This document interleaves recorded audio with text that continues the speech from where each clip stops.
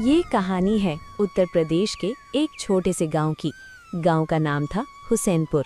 गांव के चौराहे पर धूल उड़ती थी, लेकिन मोहन के अपने ढाबे पर भीड़ हमेशा रहती थी। भीड़ इसलिए नहीं कि खाना लजीज था, बल्कि इसलिए क्योंकि पूरे 10 कोस में वही एक ठिकाना था। एक दोपहर मोहन अपने ढाबे पर बैठा था। तभी एक राहगीर आया। भाई साहब, एक प्लेट खाने का क्या लेंगे? मोहन बिना नजर फेरे 200 रुपए प्लेट है। अरे, शहर में भी 100 रुपए से ऊपर नहीं है, थोड़ा तो कम करिए भाई।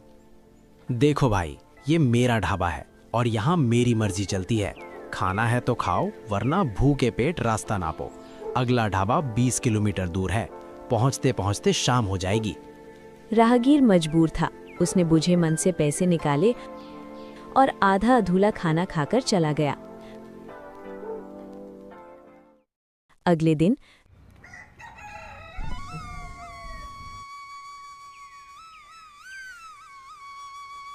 रामू काका, जो अपनी सादगी के लिए जाने जाते थे, मोहन के पास पहुंचे।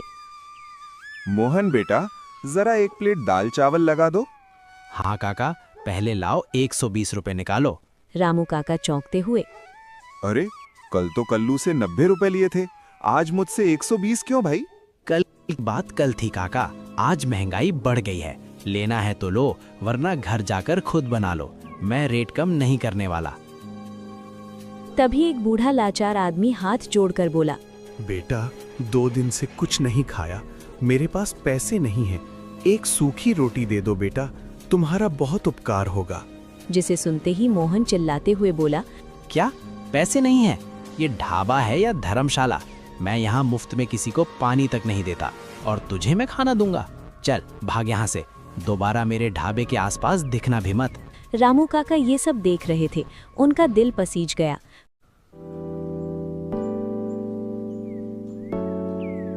उस शाम रामू काका ने अपने दोस्तों को और उस बूढ़े व्यक्ति को भी घर पर दावत दी। सभी ने खाना खाया।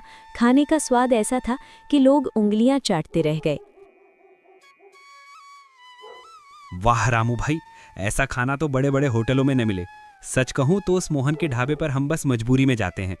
क्या करें सोहन, वो मजबूरी का फायदा उठाता है। आज उसने एक गरीब को भूखा भगा दिया। रामू भाई, तुम अपना ढाबा क्यों नहीं खोल लेते? पूरा गांव आपके साथ खड़ा होगा। बात तो सही है यार, पर ढाबा खोलने के लिए बर्तन, चूल्हा और जगह चाहिए। मेरे पास इतने पैसे कहाँ हैं कि मैं अपना एक ढाबा खोल सकूं? ये लो रामू भाई, ये हमारी तरफ से छोटा सा निवेश है। बस वादा कीजिए कि आपके यहाँ कोई भी भूखा नहीं जाएगा, चाहे वो अमीर हो या गरीब।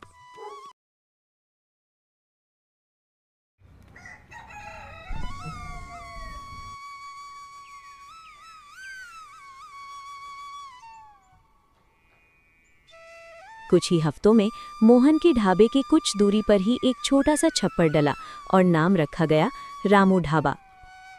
आओ भाई आओ, ताजा ताजा खाना खाओ, सिर्फ 40 रुपए में भरपेट। रामू काका के ढाबे पे पहले ही दिन से भीड़ लगने लगी।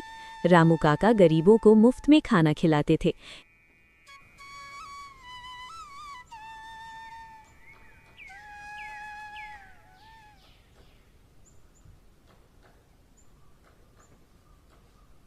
अरे काका, मेरे लिए एक प्लेट दाल चावल लगा देना तो। आज खेत में बहुत ज्यादा काम बाकी है, पहले खाना खा लूं फिर करूंगा। लाओ काका। एक दिन वही बूढ़ा आदमी फिर आया। बेटा, कुछ खाने को मिल जाएगा तो आपकी बहुत ही कृपा होगी। हाँ हाँ काका, आइए बैठिए, मैं अभी आपको गर्मा गर्म खाना देता हूँ। रामू काका ने उसे सम्मान से बिठाया और उन्हें खाना खिलाया। बाबा, आराम से खाइए। जिसके पास पैसे हों वो दे दे, जिसके पास ना हो वो दुआ दे दे। अरे काका, आपकी जब इच्छा करे आप चला आया कीजिए। मैंने ये ढाबा आप ही जैसे लोगों के लिए तो खोला है। और इधर मोहन के ढाबे पर अगर कोई आता तो वो केवल पता पूछता और चला जाता। जब ये बात मोहन को पता चला कि रामू काका गरीबों को मुफ्त में खाना खिलाते हैं, तब मोहन देखते हैं कितने दिन मुफ्तखोरी चलती है।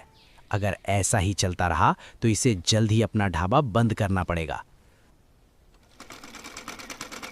अब तो रामू काका के ढाबे पे ट्रक ड्राइवर भी आते थे।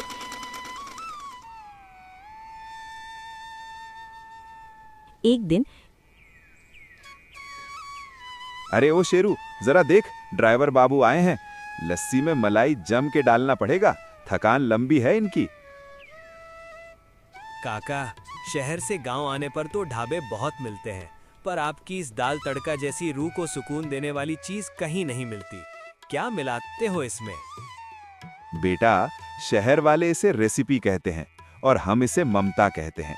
खाली पेट आया हुआ हर शख्स मुझे मेरा बेटा लगता है।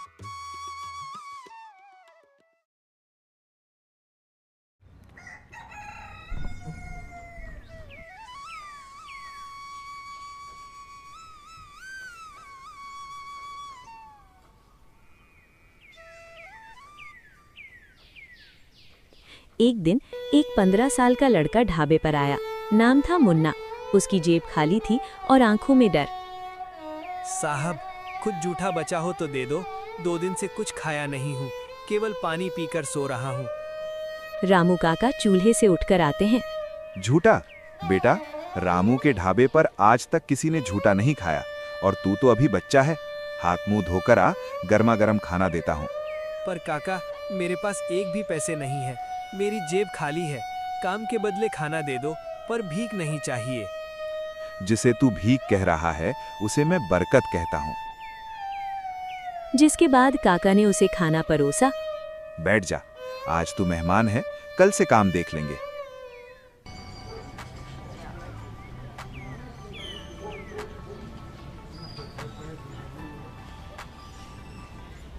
उस दिन से मुन्ना ढाबे पर काम करने लगा। बर्तन धोना, खाना परोसना, पानी देना, मेज साफ करना। अब मुन्ना सभी कामों को अच्छे तरीके से करने लगा था। धीरे धीरे वो काका का सबसे भरोसेमंद साथी बन गया। ढाबे की रौनक मुन्ना की फुर्ती से और बढ़ गई। और इधर दोपहर की तपती धूप में मोहन अपने खाली पड़े ढाबे की बेंच पर बैठा मक्खियां उड़ा रहा था।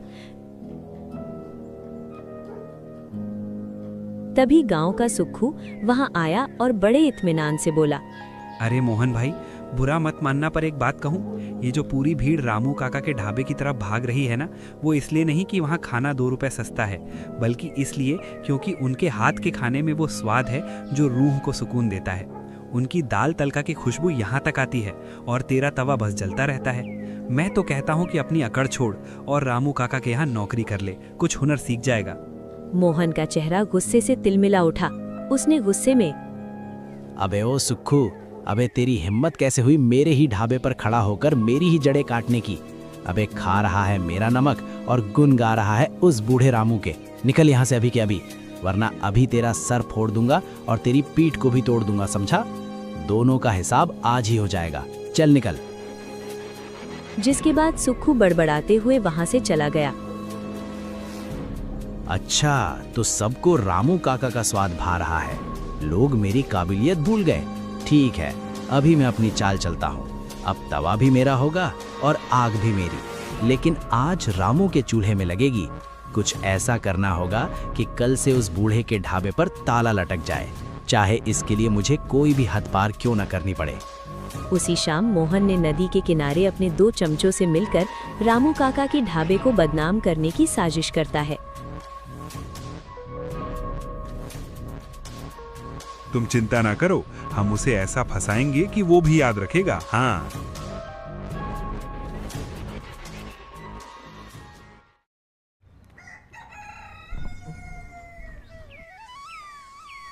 अगली सुबह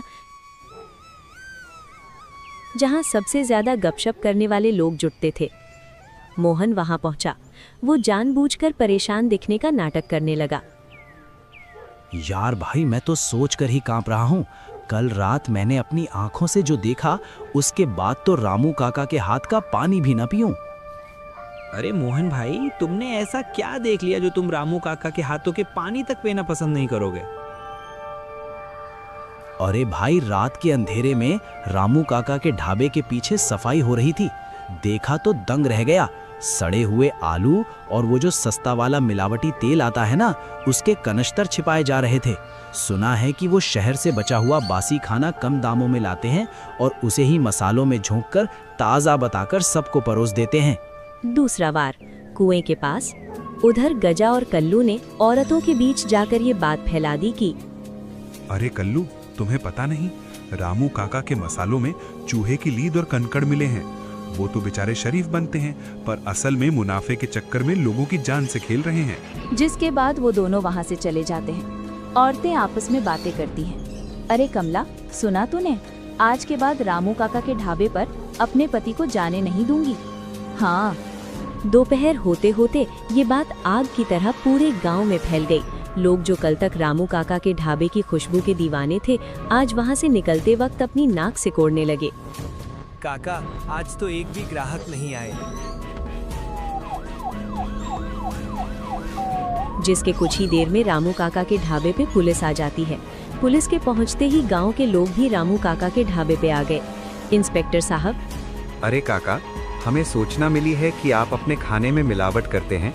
हमें आपके ढाबे की तलाशी लेनी है। हवलदार, पूरे ढाबे की तलाशी लो।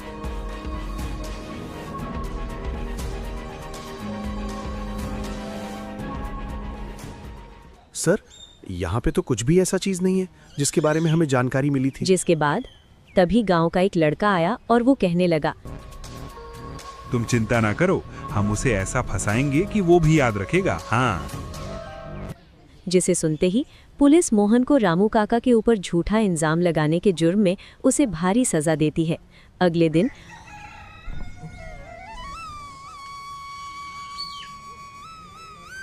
अब रामू काका के ढाबे पे फिर से वैसी ही भीड़ लगने लगी।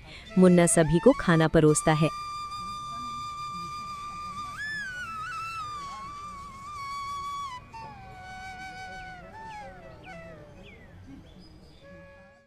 किसी समय की बात है, भारत के एक शांत हरी भरी घाटी के बीच एक छोटा सा गांव था।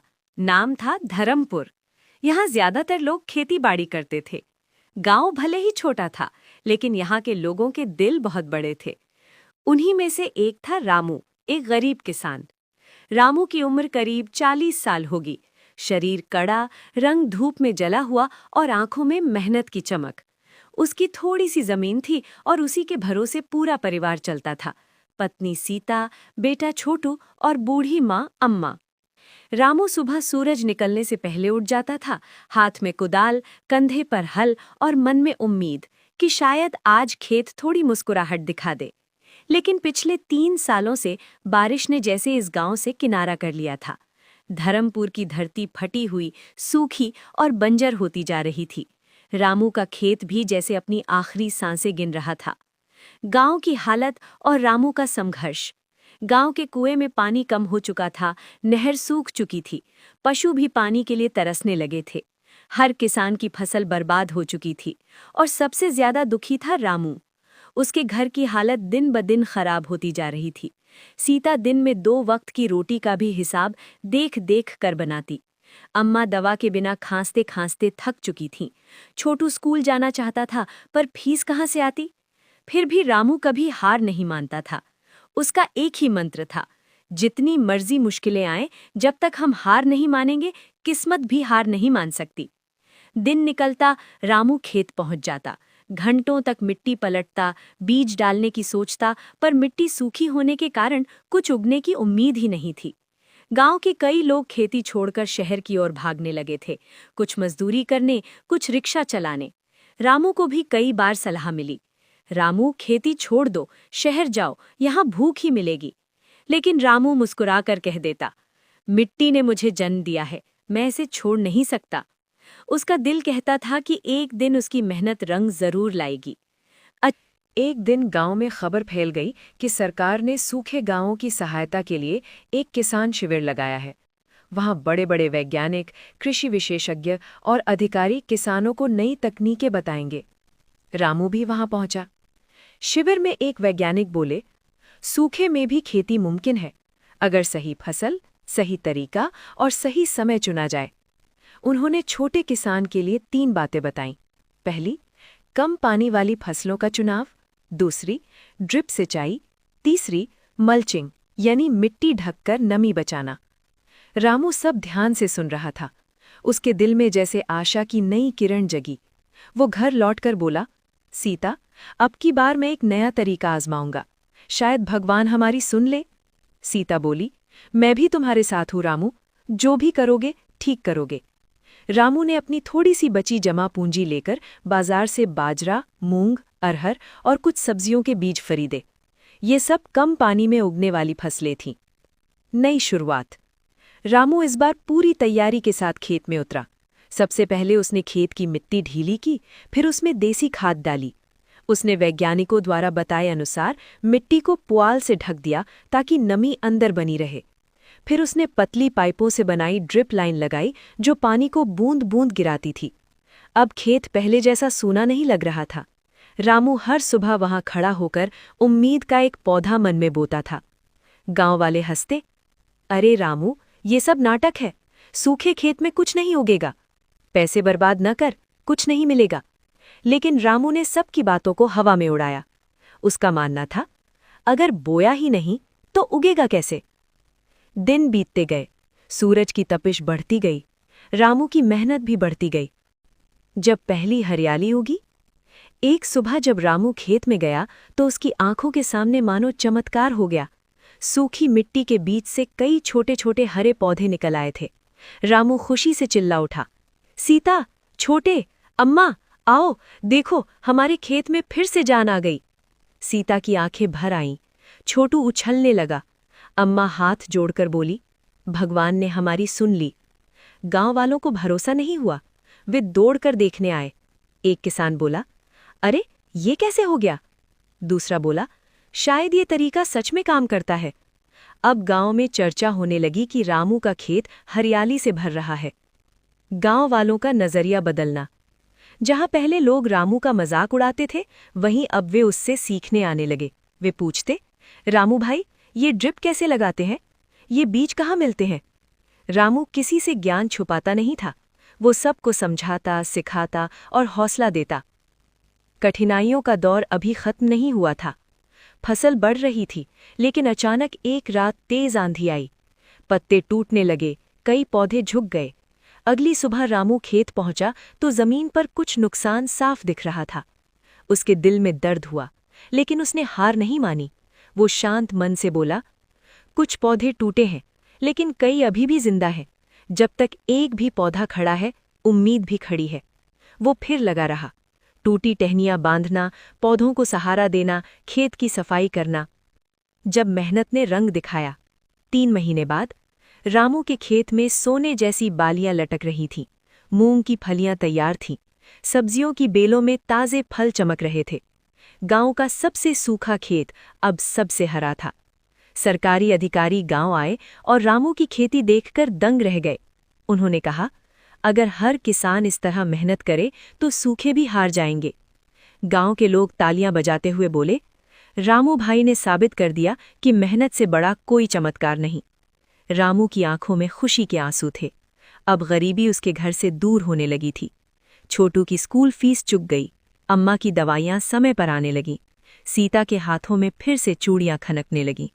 बहुत समय पहले की बात है। धरती के पूर्वी छोर पर बसा था एक मध्यम आकार का राज्य, उदयपुरा। ये राज्य न तो बहुत अमीर था, न ही बहुत शक्तिशाली, लेकिन यहाँ के लोग सच्चे थे और राजा था न्यायप्रिय। कहते हैं, जहाँ राजा कमजोर पड़ता है, वहीं से कहानी शुरू होती है। उदयपुरा के राजा वीरभद्र कई दिनों से बीमार थे। राजमहल में सन्नाटा पसरा रहता था। वैद्य आते, दवाइयां देते, लेकिन राजा की हालत सुधरती नहीं थी। मंत्री, राज्य की हालत कैसी है? महाराज, प्रजा डरी हुई है। आपके बिना सब अधूरा लग रहा है। राजा का इकलौता पुत्र था, राजकुमार अर्णव, जो अभी सिर्फ 7 वर्ष का था। बेटा, अगर कभी मैं ना रहूं तो हमेशा सच का साथ देना। पिताजी, आप कहीं नहीं जाएंगे।